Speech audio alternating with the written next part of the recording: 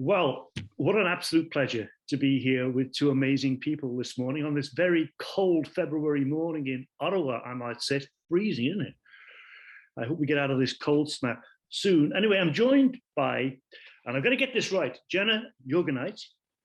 No. Not Jenna Jorgenite. Oh my goodness me. There we go. What a brilliant start to this. We're joined by Abbey Jorgenite and Jenna Jenkins. And both of them are currently have experiences with the R.I.S.E Academy, which is a really different type of online school here in Ottawa, which was started up by a dear friend of mine, Rebecca Chambers, a couple of years ago now. And I had the opportunity to join in one of your celebrations of learning and met both of you, or we've met before, of course, Abbey. And I was just compelled to reach out to you and hear a little bit about this story. Perhaps I could start with you, Abbey. Can you tell me just a little bit about R.I.S.E and what your role is? Yeah, certainly. So at R.I.S.E Academy, I am a facilitator. And in my role as a facilitator, I get to work one-on-one with students to really figure out A, what they care about, B, what moves them, and C, to do something about it, essentially. So the model at R.I.S.E basically follows this format where students really guide their own learning. It takes a little bit of figuring out, a little finessing at the beginning. I know when I started working with Jenna, she was like, what is this? I don't understand. But once students kind of start to piece together that they're in control and they have, say in what they want to learn about and how they learn about it, it's quite amazing. And so oftentimes students take on sort of a passion project where they approach whichever topic they're interested in, and whether that be, figuring out a way to learn about it deeper, or to interview people that are also passionate and care about that topic, or maybe it's creating some type of fundraiser or movement. And so the idea is that students really get to be in charge, which is really cool. And so I'm just in the role of helping that all happen. Yes, I went to school to be a teacher. I see myself, however, in this role as more of a facilitator and a mentor, and someone to work with these brilliant young minds. So I just jotted this down. You said you want them to focus on something that they care about, something that motivates them, moves them, and then to do something about that. That's not conventionally how the system works, is it? We tend to think of the curriculum hierarchically as driving all of the learning. So I'd like to come back to that point a little bit. I just didn't want to forget it, because I think I want to ask both of you about that. So Jenna, how many courses have you done with R.I.S.E Academy?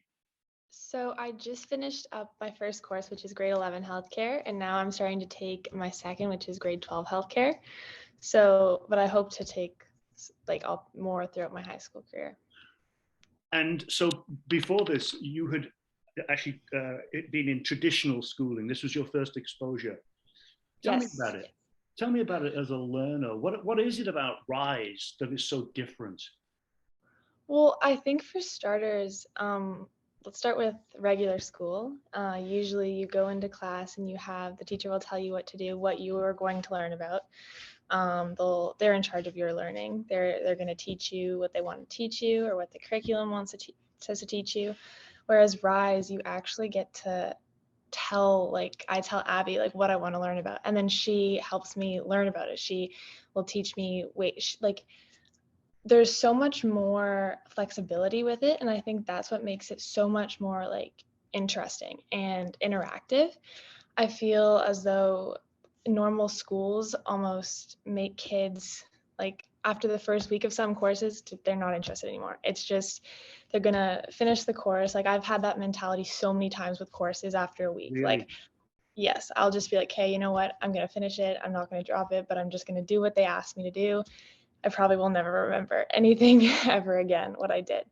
Whereas this, I retain everything because I'm learning it, I'm researching it, I'm reaching out to people, I'm talking with people that are in the field and are verbally teaching me things. I'm not doing papers and worksheets and all that. So I think that's the main difference, is that I'm in control and I can learn what I've always wanted to learn, whereas school will teach you what they want to teach you.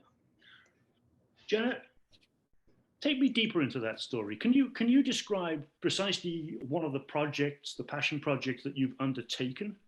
For sure. So I guess our main project last semester was we were reaching out to different like health organizations, and we were talking with some of them. I got to talk with um, a health harm reduction worker from Summerside West, and she taught me a lot about what they do.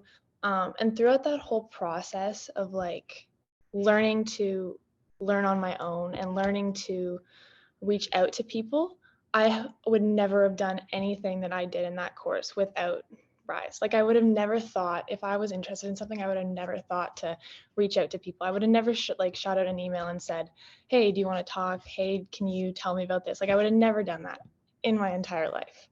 Oh, And I think I think I told Abbey that at the end of our course. I was like, I would never do any of this. I would have never emailed you, for no. example, if it wasn't for this course. I would have never thought to do that in a million years. Like I've been interested in like healthcare for a long time, but never did I ever like I would never like speak up for myself. You know what I mean? I would never go out and reach out to a doctor or an organization to like learn. So I think that's It's really, interesting that you just mentioned that aspect of, so it's emboldened you really. You've sort of taken control of your own learning. I can feel it coming through the screen, the yeah. excitement of that. And it's funny, I was just talking to Rebecca a few minutes before this, and I said how fascinated I was, because in that celebration of learning, I put it out to people. If you want to tell your story, just reach out. And so it was delightful that you did that, that you had the courage to do that. Even more interesting for me now, saying that without this exposure to this type of learning, you might not have done well. I think you went further than that. I think you said you wouldn't have done it. That's No, I great. would. Yeah. Abbey, some people might say, what about the curriculum? I mean, there is a mandated curriculum which we have a responsibility to take these students through. Um, can you answer that? Yeah, this is my favorite question, Peter. When people are maybe skeptical or not really understanding what I do, or even when I try to explain what my job is at R.I.S.E Academy, I have my spiel, which I gave you about how students get to explore topics they're interested in. And then I get that question, okay, well, what about curriculum? How are we checking off, so to speak, the curriculum boxes? And that is done in so many different ways. So, for example, Jenna taking the healthcare course, there are practical components, for example, where, we're looking at, okay, can Jenna use particular different tools when it comes to medical equipment? You may say, okay, how are you doing that? How are you checking off those boxes? Well, that's where we get to get creative. And that's my favorite piece of the Ah, puzzle, is getting creative with figuring out how we cover the different curriculum checkpoints. And so, for example, Jenna ended up creating TikTok videos where she was demonstrating different materials that she already has at home that she's interested and curious about, and therefore was demonstrating the learning there. So no matter what course students are taking, my favorite piece is figuring out, okay, how are we going to connect the dots? How are we going to cover the curriculum expectations, but in ways in which that are interesting and make students curious? And so we cover curriculum. We just do it in ways in which that best fit each student's needs. wow. Jenna, now my imagination is going. I'd love to see some of those TikTok videos and maybe attach them to the YouTube channel. I can certainly send them to you. I'll send you That'd the be link. fantastic. Um, and you want to go on and do another course? What are you going to do next, Jenna? I'm thinking of taking law and also anthropology and human development. They all seem very interesting. And I another thing is I don't think I would have voluntarily taken some of the courses, but knowing how like broad like they can be and how many different things you can study about, I think that's one of the things that like made me choose to take the courses or even look at the courses, because in regular school I would not take half the courses probably. So Huh. yeah. So explain, are you taking courses over and above the courses that you would be expected to take? Yes, and I'm also taking courses that like I personally, like last year, probably would not have chosen to take because of 100%. how broad I can like study them. For example, my passion project, I was talking to Abbey about the law course, for example, and how I want to bring in like medical laws and ethics into the law course to learn about that because that interests me. So I thought that was really cool. Yeah. Huh, that is cool. Yeah. I'm going to ask you both a similar question now. And it's this. Do you think that there are things that one of the topics that has driven my mind for many, many years is that we fundamentally do need to reimagine learning in traditional schools, not just in schools, but I think in our organizations as well. And I talk about it as we need to acknowledge the fact that within everybody lies seeds of brilliance, which all too often are not awakened within conventional organizations and within schools. So my question is this: what are the types of things that traditional schooling, traditional learning cultures can learn from what's going on at R.I.S.E and places like R.I.S.E? Abbey, maybe I'll start with you. Yeah, I think it's a great question. I think it's challenging when we look at the traditional school system as a whole, because we quite frankly need to I guess deconstruct the entire system, and that's a real challenge. But I think if you were to take maybe bits or pieces of sort of the model that we're using here, I think it would be trying to give students more voice in what they're learning and how they're learning it. And I know that's so challenging. I've been in a role where I was teaching a grade 7-8 split class in a traditional setting, and I was trying my hardest to give them sort of these options and choices. And that's so challenging when you have 30 different students and you have 2 different grades you're teaching, and it's makes your head almost want to explode. Yeah. So I really struggle with how we can take those tools that we're using at R.I.S.E and try to sort of switch the system traditionally. But honestly, I feel like we need to start from scratch. It needs to be completely blown down and rebuilt, because I honestly struggle with that. I don't know how we could change it from the inside out. No, but I think you're onto something when you said that even, well, no, I won't. Let me go to Jenna first before I interject with my seeds of brilliance. Yeah. Jenna, what do you think that the traditional schools could learn? Well, I think Abbey is 100% correct. It's so one way right now. There's no way we could just start changing it, like she said, inside out. If there was a way, I'm thinking the general environment of school. That's what I'm thinking right now, because I'm online right now. But when I go into class, right, you go in, you have your books, you have your computer, you sit in your desk, and you wait for the teacher to tell you what to do, and sometimes you know what you're going to do. You're going to read a textbook or whatever. I think that alone, that's that feeling of like when kids dread going to class. You know what I mean? They dread, oh, great, now I have to go read another chapter of my textbook that I won't even remember by tomorrow, or now I have to go memorize this that I have no interest in, and I think that's what really makes kids lose interest in school, because it's just so dry, a lot of it, and frankly 80% of it, 90% of it will not interest them. They won't retain. You have to be interested in something to retain it.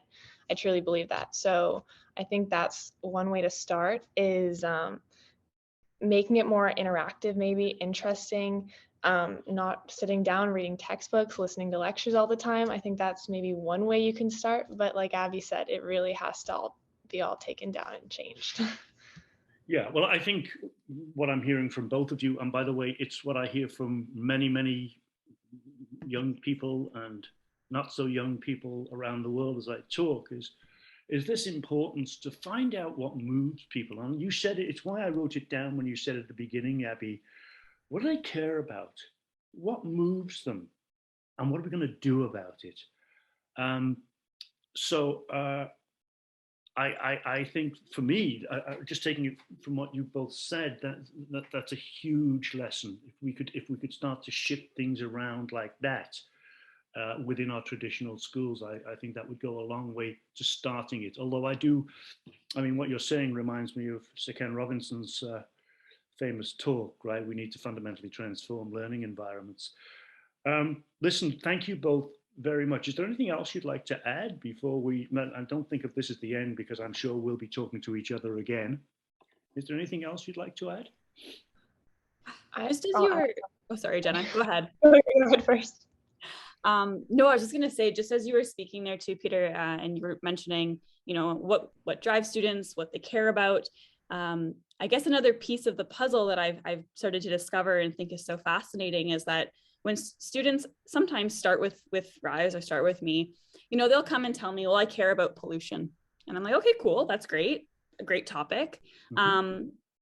But then as we start to work through who they are, what they actually care about, they didn't care about the pollution piece. They may actually care about something way deeper and way more interesting, but they're just telling me I care about pollution because, you know, my teacher's telling me to pick a topic. Cool, I'll pick pollution. Yeah.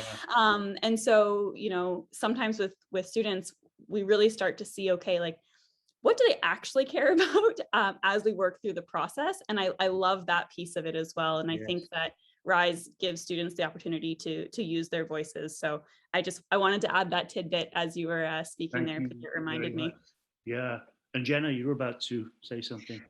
Yeah, I also just want to say I think it also has something to do with like staff and facilitators. I have never there is some teachers in school that truly do care, and I'm not picking on teachers or anything, but like teachers like Abbey, Rebecca, I've met a couple others. They truly want to help you like find your passion and help you like work through that. And that makes the world of difference. Like if every teacher in school, I think, wanted that out of kids, like wanted to find their passion, wanted to help them to actually do something in the world about it, like actively and not just talk about it, I think that would make the world of difference in schools as well. This is something I've thought about a lot because I mean I worked in for 42 years in many different places in schooling, and I think 99% of the people just genuinely want to do that. I think it's more of a systemic issue. I think just about everybody in education, their heart is in the right place, but the structures so often stifle that, and I think that's what we can learn from places like R.I.S.E. is what types of conditions do we put in place in our learning and cultures to awaken the seeds of brilliance that lie in everybody. And I'm talking educators, community, parents, staff, most important, the young people in our care. Thank you both very much. Been an absolute privilege hearing from you. Thank you, Peter.